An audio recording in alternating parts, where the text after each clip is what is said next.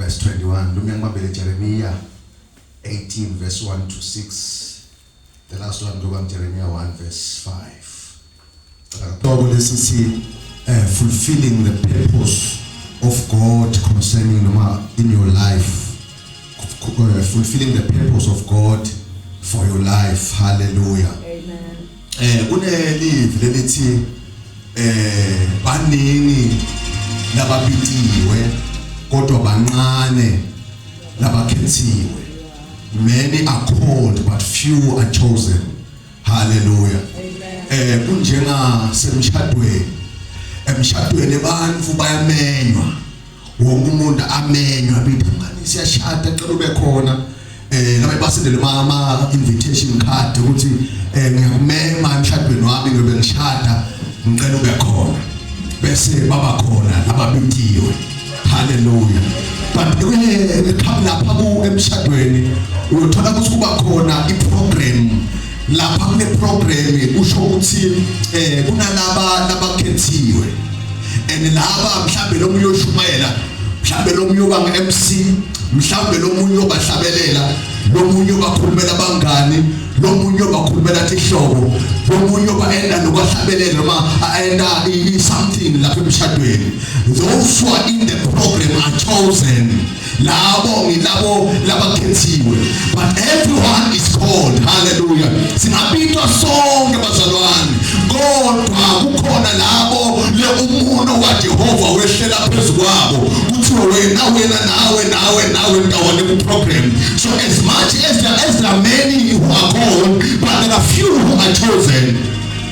And umnikati wephathi noma wemshado akabi nenkinga kangako the called, one of the called angabi khona mhlamba ngabona ukuthi bongekho lapha emshadweni ngoba you were just called ukuthi nawe ube khona. But kuba inkinga uba worried ngesuku lomshado uma one of the chosen angabi khona. Noma angafona athi mzala sakusativa kahle ngathi sengibandla inyongo ngathi ke ngibe khona. Lo mnikati womshado uyaku-end etapha ukuthi no awukwati kungabi khona. Ungama nephela kumngani but ngicela ube khona. Yena iplani ukuthi mhlawumbe ukhiphe inyongo but emshadweni ngila ufuneka khona. Kunjalo nakusimakade. Many are called but few are chosen. Many are called but few are chosen. Bazalwane, the problem of those who are chosen kukhona imvula ngiyadingo ngiyamuva Jobe athi once umuntu waJehova wahlala phezu kwakho Jehova ngenda konke uza kufezeka incebo lakhe athi sekhona into eyodwa engiyaziyo Jehova ngenda konke necebo lakhe lingevinjwe muntu Jehova umuntu wakhe wehlela phezu kwakho ungathi usenkingeni. Umuntu waJehova wehlela phezu kwakho kwangasuthi ufika konke ukuthi kuphazamise icebo lakhe. That is why asilobhalako now I know something ukuthi konke kuyasebenzela kube kuhle kulabo lababinda ngabelicebo lakhe. Let me preach. Uthi ke uNkulunkulu la kuJeremiah, before I formed you in your mother's womb, I knew you. Noma emagama ngeke ngahlala phansi ngaqala ngenda ngakubona engqondweni yami ngathi ngakubona ngakwakha ngakhumbula lohlabelako athi wahlela phansi wahlela wakhijwa ngempilo yami. Noma emagama uthi lo lohlabelelako Jehova ayiqali imva ngayitethi uthi nakayiqala abe sekayithethile uthi nakayiqala abe sekabona the final product nakayilethe ebantwini abantu abayiboni the final product bayeyisa. Ngakhumbula lobhalako athi litshe lelancatshwa ngabantu bathanda umsebenzi seliphendula abalitshe legruphi ngoba Jehova yakwathi uyiqala imvo athi nakayipresente ebantwini bathi no ayibonakali bayenzelele kanjalo Jehova ubufutha tiko lebithanda buthakathaka nalebethelelekile kodwa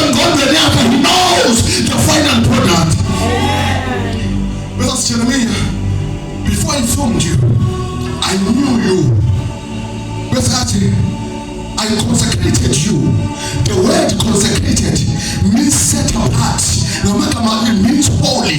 The word holy mhlawumbe ngokwenu kwelevele ngicabanga ukuthi the word holy means without sin. Kanalisho ukuthi umuntu ongenasono ngoba i-holiness kunale holiness le uniketwa yona when you are formed. Uthi the word form means set apart for God's service. Lisho umuntu lobeke noteleni for umsebenzi kaNkulunkulu. Uthi uNkulunkulu no wena Jeremiah you are not holy because you are sinless. Yes, you can have fault, yes, you can have weaknesses, but I have set you apart for my service. Whereas I ordained you nakugcoba noma konke leyodinga emhlabeni when you are fulfilling your purpose. Unako asinto lekunika yona ngoba mina ngitali ngoma kaNteti. Everything that you need to fulfill my purpose concerning your life, it is in you, it is hidden in you. Bese siphaphe ngenxa yalendlela lesaye sitshenzisepha siyakazana siyisaphasi ufuna Satan kulebo lefihliwe on the inside of you.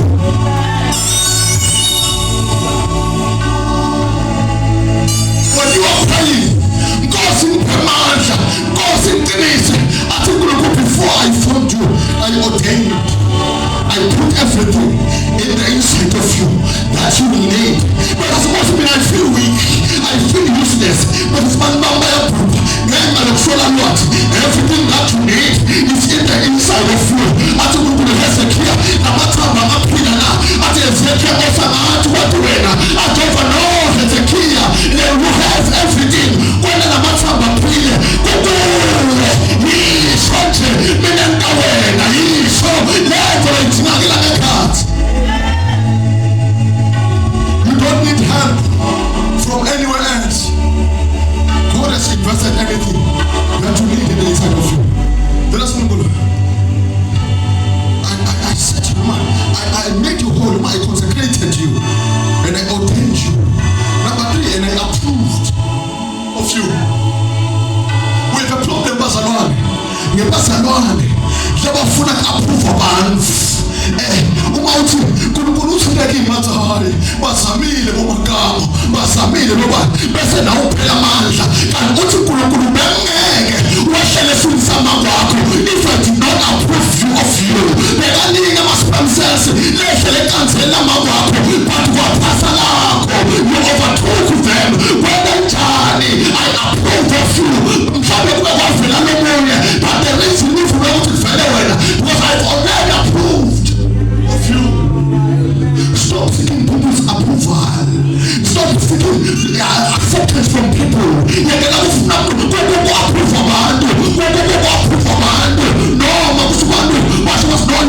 can't do it. No matter everyone says you can't do it, you are a failure, you are nothing. But remember, I approve of you. That's why I love you again.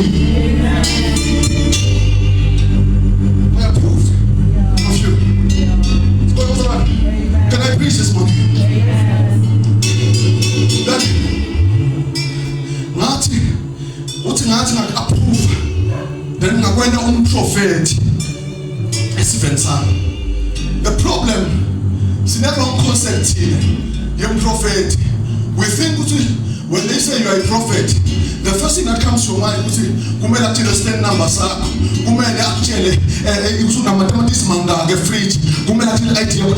That's your concept of a prophet. But according to God's order, prophet is the one who stands in the gap for God, is the one who speaks the word of God, is the one who let live na kunkulu kubantu. This is Bible sakhiwo phezulu kwesekelo sabapostoli nabaprofeti. This is Bible Israel bekathi umafuna kuyolwa befuna khuleka athi angakhuleka kuvuka umprofeti athi uthi uNkulunkulu hambani yoyilwa lembi nitawuqoba noma uthi uNkulunkulu ningaphathi tikhali kodwa dumisani nitawuqoba nomprofeti loyo.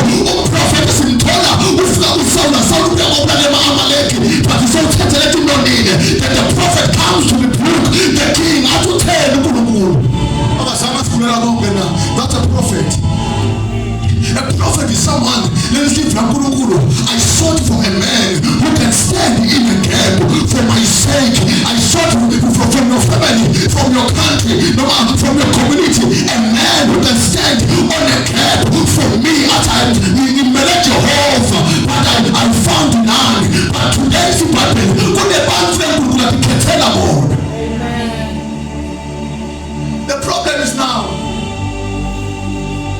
Jehova wakukhetha usenkingeni, ngoba uma umuntu kaJehova uphezu kwakho, Jehova unenvo yokuthi no, angifuni ukuhamba nemuntu longangathi lo umuntu wami uphezu kwakhe, but the problem akangathi.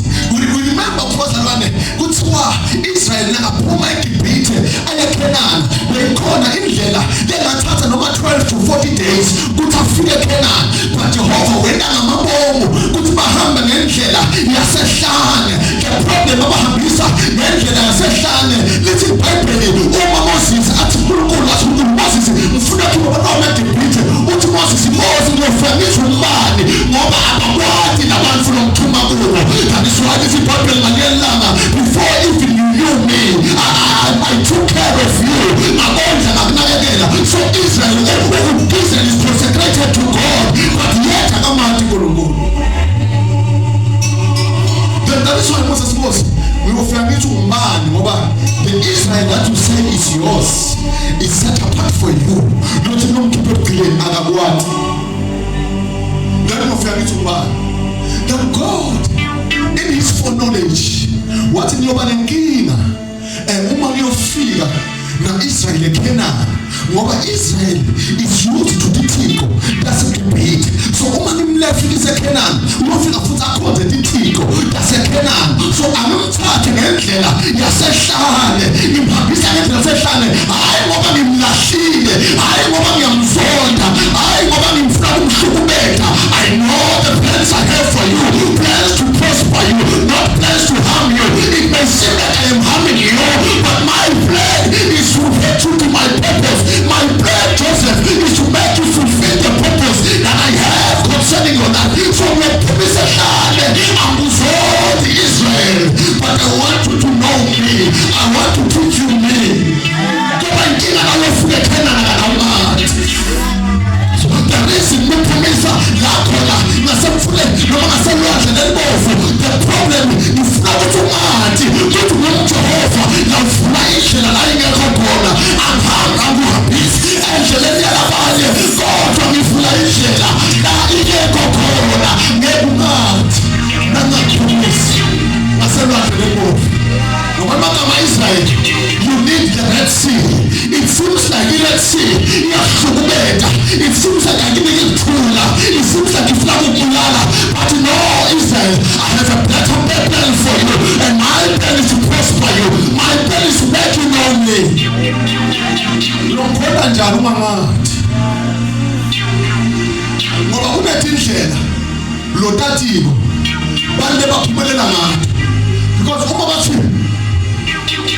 kunemapost aphumile lapha government uthatha manje ngifuna loku-apply ngoba phela lapha uyathi ukuthi nithi niyofaka amapost babe sebadizile sebatiwako lapha yongena. So lomunye uthola umzalwane kuthiwa kunemapost government athi kungathi kugizwa bani ngubani benikwa ntshontsho atova no indlela yabo bonke bantu leyo ukuthi ungena ngokudisa, but mina ngifuna ukukhombisa ukuthi ngivula indlela olwandle, mina ngifuna indlela nayo ingekho khona, mina ngifaka ungakathizi ngiyophakamisa ungakasidwa muntu awumathi Israel, but I have to take you to the present way, so I will teach you my statutes. Number two, Israel, wena wathi ukuthi manje akhiwe emfuleni, wathi ukuthi manje akhiwe eqotheni, but namhlanje I want to teach you ukuthi I am God. Angifani njengabantu, mina ngivela nomhlolo, ngifuna ukufundisa ukuthi manje mina amemanda wakhipha edwaleni, awakhipha emfuleni, but wakhipha edwaleni, edwaleni akuphuphe manje, kanti bathi sedwaleni akuphuphe manje, but for the first time you Israel will testify about me ukuthi uNkulunkulu okhipha manje edwaleni. uNkulunkulu lolatha ephumele ekukhukhwini, uNkulunkulu lolatha ephumele, uNkulunkulu lolatha iloya iyanze ekukhukhwini, nakuthi khona akunamali lokho esikoleni. It's no, it's if I'm coming by without money, mina ngakuyise university unganamali. I am God, I'm not your cousin. I want to teach you my ways. Let's Babel. Israel nakaphuma ehlane. Bekane imali.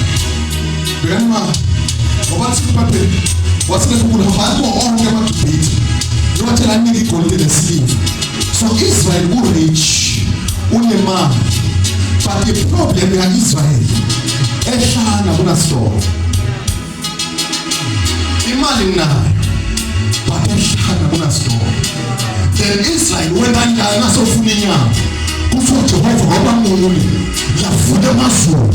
Kwehla inyama. Yehlela ngo-Israel wadla inyama.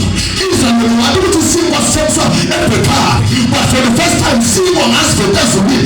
Lo unayo imali yangakusebenzela. Awubabonanga yini bantu makeswela.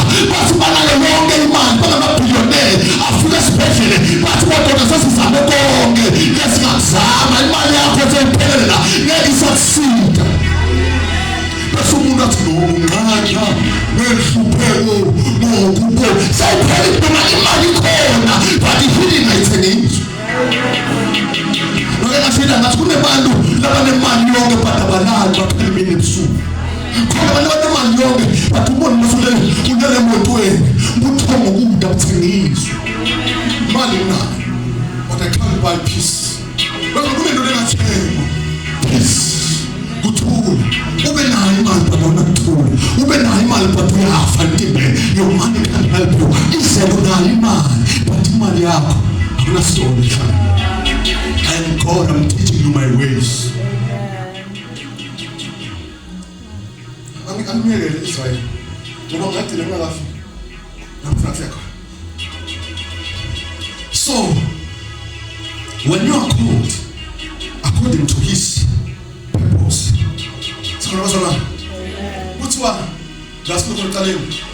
there are many plans in a man's mind, but only God's plan prevails. There are many plans in every man's heart, but God's plan, God's purpose for your life is the only purpose that will prevail if you are chosen. Let me try what I say. Sithola Jesu uyathandaza. Nakathandaza ngakhumbula Timothy. Nathi alesinye isikhathi ukulalela uNkulunkulu into okuphila kwethu.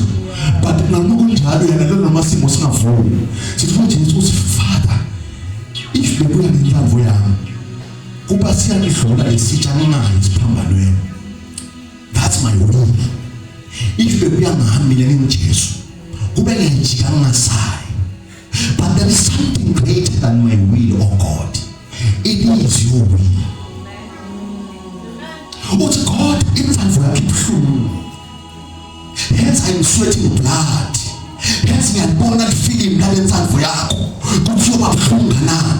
Ngiyabona ngikafulelo, ngiyabona ngishajwa, ngiyabona ngwazwa, ngiyabona ngiwa lesiphambano 11 times, ngiyabona ngifa. Ngenkosi ngiyafisa kujika lento. That's my will. But Father, there's a greater thing. There's a greater will than my will. Your will is painful, oh God. But here, I am saying, let my will submit under your will. Some of you wasn't as loyal. Some of us haikuthi kuyasibenzela ngoba siloyiwe ngoba mhlambe uyomangala uhambe from one deliverance church to another. Impilo yakho ibe njalo. Kanti iproblem ukuthi wena ufuna kwenda yakhe inzando. Kanti ukulathi mina yami inzando concerning your life. As long as wena usafuna kuhamba ngale yakho kanti ngokukhethile you will suffer. Uyobona abathakathi. Uyobona wasinto nathetha kuhambele kahle. Kanti no, it is me trying to draw you back to my will. Because Israel nakahlubuka simakade uNkulunkulu athumele impi uNkulunkulu athumele ifa tibahlasele until Israel athi I'm coming back to the place of worship when it's all about you. So uNkulunkulu ngiyimla ukuthumela ngetimvo ngiyimla ukushayisa ngetimvo kukhona into lekufunako ufuna ukuthi I am coming back to the place of worship where it's all about you, nothing about me. It's all about you. Israel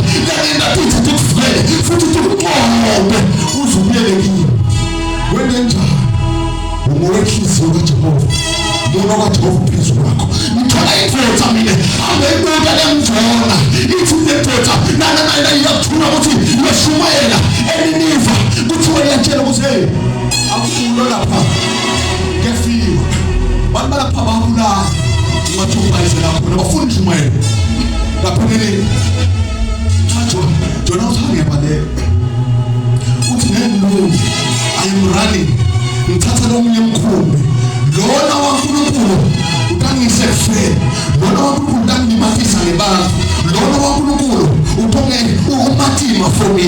Let me take a shortcut, let me take another boat. I'm trying to run away from my purpose. Lithi iBhayibheli umuntu waJehova wehla wabamba umkhumbi bathola umkhumbi unyakathiswe makakazi alo nemkhumbi lona Jona wena leJehova ufuna la Jona na apheva ngekafe nona but ngiyambita ngimbitele tebeni nami. He's trying to run away from my will and the purpose concerning his life. So it is me bringing him back. Yini bona thathikini empilweni yakhe umndenini wabo. Yini lo hlubeka abantu. Yini lo nakusiphatha baba bangene baphume esibhedlela. Yini lo nasemshado ishado ihlobo takubo inyakathiso because I'm trying to call back his man. Yokuna wokuphezu kwakhe ngoba uma ngiyomekela hambe kuthiwa Jehova ukalemanga. Now this guy has chosen this one for myself but now I the opposite. So I am trying to save my word because the Bible says I have lifted up my word more than my name. I have exalted my word above my name. So if I'm Jehovah to me and only in another way to say this one must save me by fire or by force. John, you must come back. It's my Bible. People around the Jordan, but the Jordan balahlekwa mithwalo yabo bathobashela jingo letibalekile kubo.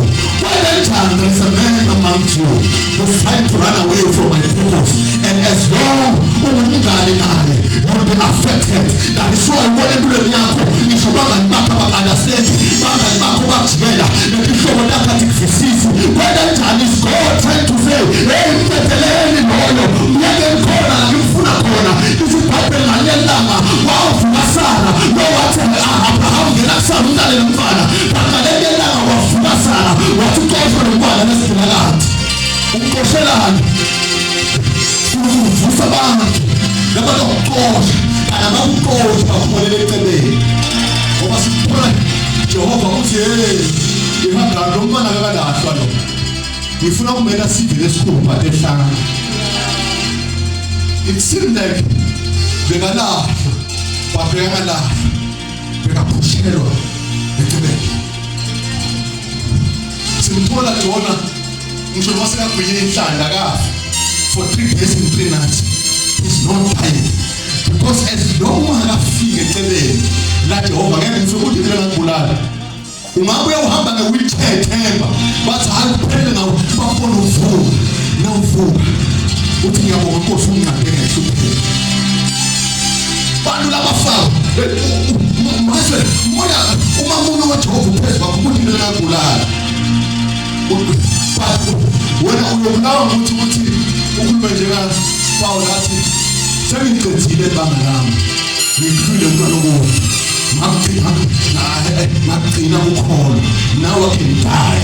You can only die when you're done fulfilling the plan of God concerning your life.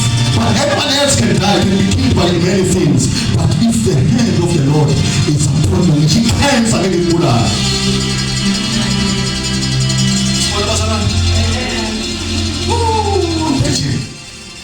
Can I please what's up?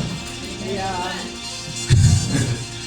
Then we sithola indoda then Joseph uNkulunkulu wambulala icebo lakhe ngaJoseph uthi uyise nonina ibafoli batokukhothamela.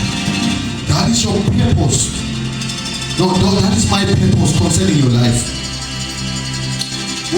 Wenda thina singathi liphutha kana kusiliphutha manje TV channel lividolo sithi liphutha usatshele bafowabo.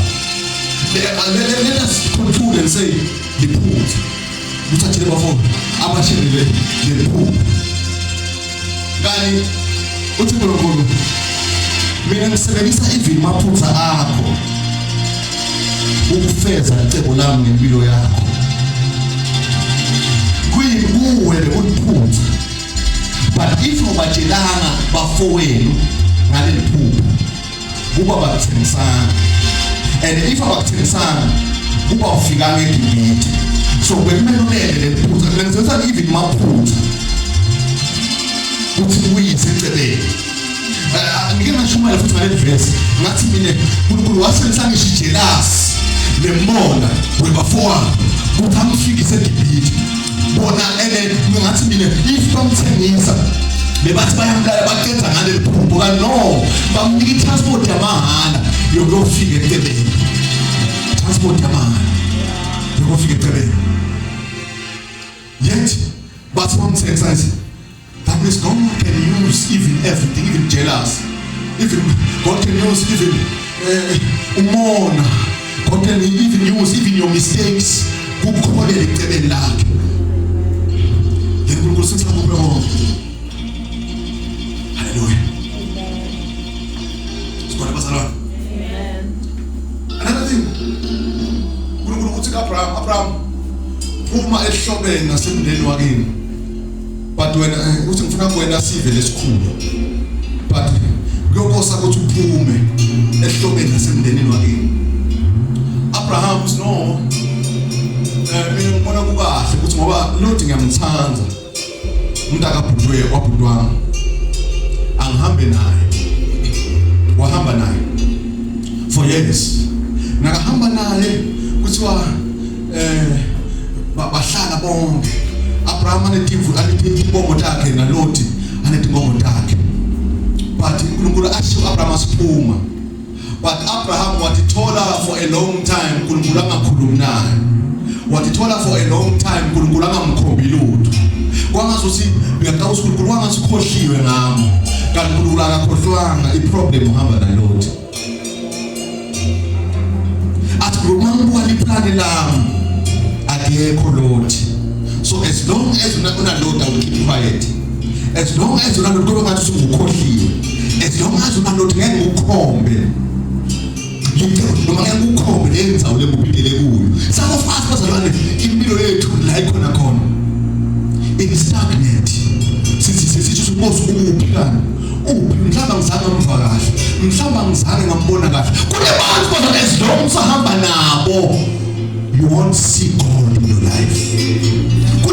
As long as you are keeping them, you will be delayed. You are delaying your future. You are delaying your destiny, and your destiny is right here. But the problem will happen a lot, and a lot are getting away. So God will keep quiet until you move away from Lord. Sometimes kunabo Lord Lord now say ngani ngathi ukuthi kimi ngawabona 1 2 3 athi Lord no man that won't work. That won't work. As long as una Lord you are going nowhere. uNkulunkulu wathi ufanele iphupho uNkulunkulu uthi kimi athi Lord no man that abayizamile lento leyo bayiphumelela. Sometimes Lord akatsho lutho but Lord is there just to hinder you, just to prevent you from moving to your destiny. Amagama Lord is a destiny delayer. It's a destiny delayer, and as long as you are keeping Lord you are stagnant. Some stagnations are not caused by the devil, but they are caused by Lord, who you are spending time with. That is why I think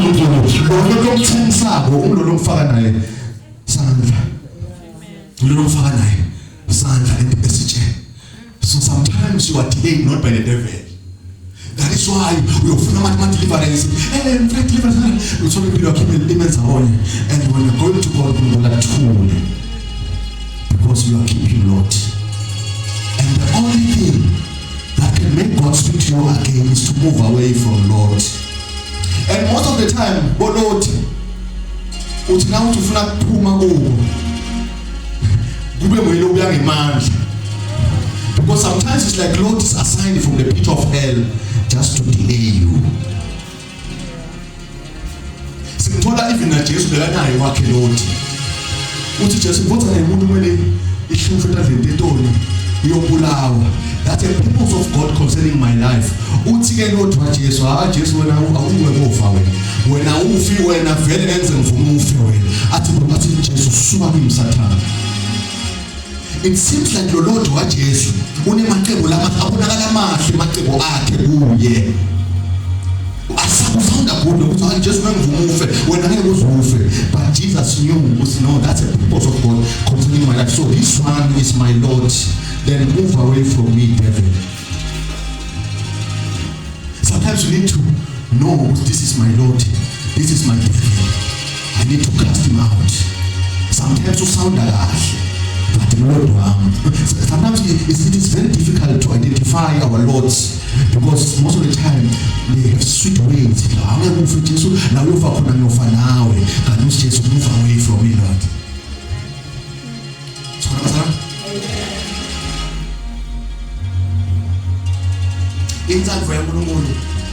If you can ask David, who's David? Though my mother and my father has rejected me because of the purpose and the will of God, yet I will trust him. The will of God I need to summarize it. Everyone they had a very hard life. Very difficult life. I'm study Shimino Yaches. I'm study Shimino Yacharini. I'm study Shimino Tafid. I'm study Shimino Joseph. I'm study Shimino Yapaul. I'm study Shimino Yapostol, Bafanjan. Sometimes you go off, but not so much to lead the question that no, it is the will of God. What Jehovah pays what Jehovah. But no, when you are not called of God, when I will need to try to apologize, I don't have to Jehovah. Let me try. I'm closing now. I don't know who am I talking to, but one day, when I document about my life, and maybe I need to call. And by the time I'm talking about people, they move on to one from this, they're not fool. And I try so hard to run away from these peoples. But when I'm to go from this, when I'm to share syllabus, but when I'm to share some man, but when I'm to go to Shadow in Shaba, but when I'm to see the end of it yet in the Sana, if I'm over for this, let's go to the Spabona, we shall go and punch it and cheese, we shall go and get what is not, and this is not for me. This is for me. I've been mindful that they're called on, but it's but I didn't want the will of God. But when I will be able to put this on me, this is not for me. I can't do it. Not for me. You come there and put my hand for one child. Never mind, Lord. Whatever you do, don't do it without me. When I fool there, even now I always say, if the Tongan is like me, show me. It's a woman to get his eye now. Then I is a bit into a woman who's a running to our move. But that's going to know. I want because we let people into fish. So, and then you go and anything up. I'm going to happen. So, I want to go again. I will laugh and I'm looking for them to forget. You have to submit under my way. Hence, you see me here today.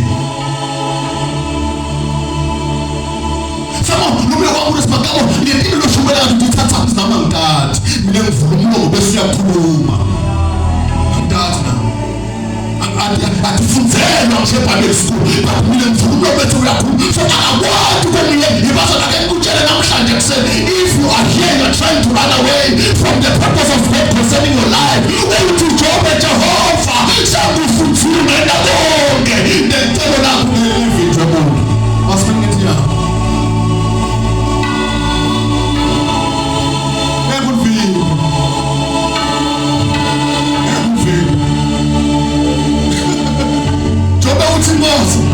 Mustadishimi malanza makawa sendo mabalanza kwa tuna basama kwalega na malanza ndo kwa nanywa ngoba phezulu komuzi loyo muntu usenkingeni loyo muntu cannot escape the will and the purpose of God.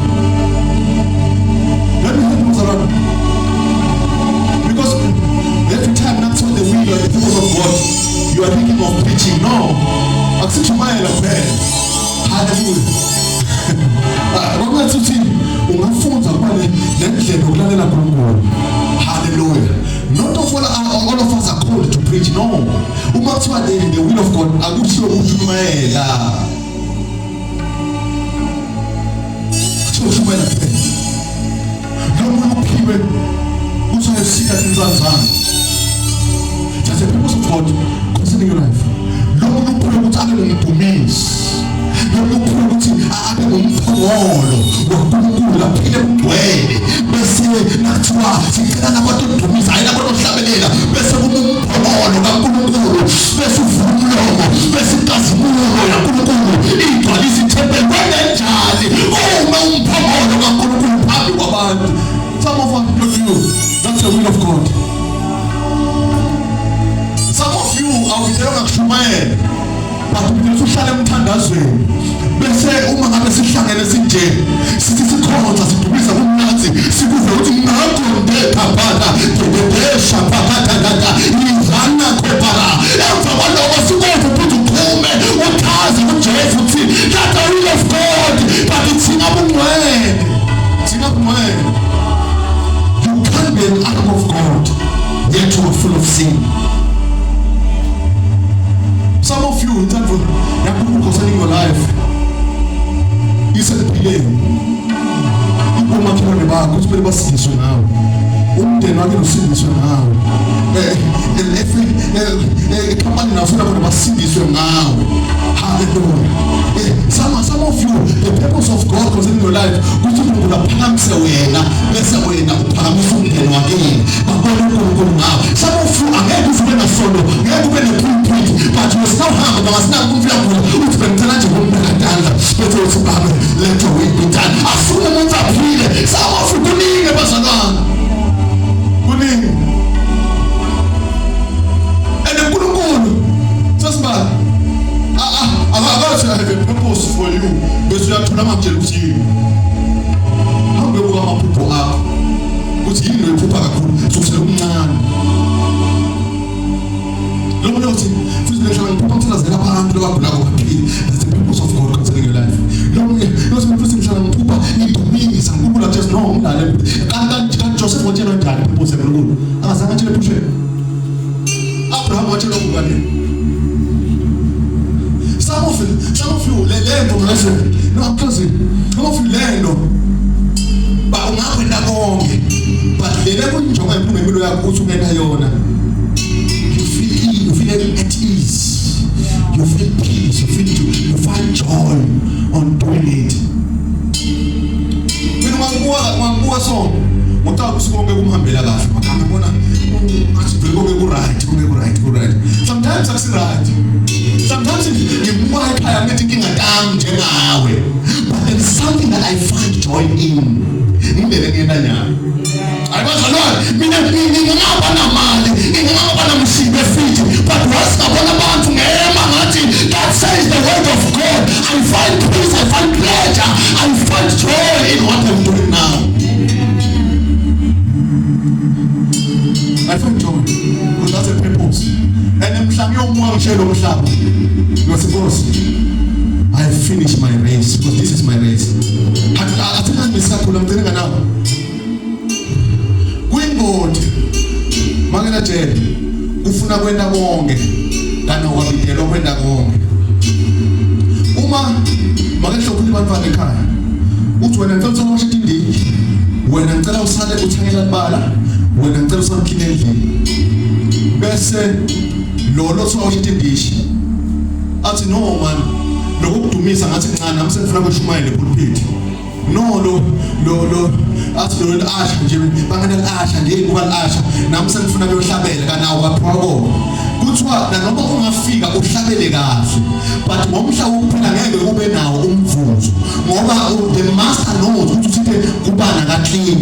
Uma uthola ku clean ngisho noma bona clean lo kuthiwa clean lokho ngayena because bengasuka umsebenzi umsebenzi wakho. Uma wena utoyekela lo okuthengela libanga noma wena libanga lincane ngale space lesi working at a 10-room big house but uNkulunkulu angeke athi well done because lolo bothunywa wona wendanga ngona wena kwalabanye kana ndathi leverse lithi umtima uwodwa kodwa sandla semsebenzi waso ibungu lemsebenzi waso linyawo lemsebenzi waso kuba i disorder uma ngabe linyawo selifuna ukuba imbumulo kala sothandaza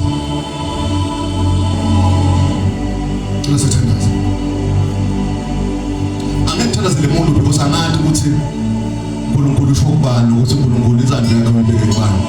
This will help someone now or someday but asithandazele umthazelo wakho mfundisho into leyo yodwa. Lord, I submit my will under your will.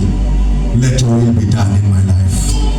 Inzandlo yakho ayendeke empilweni yami.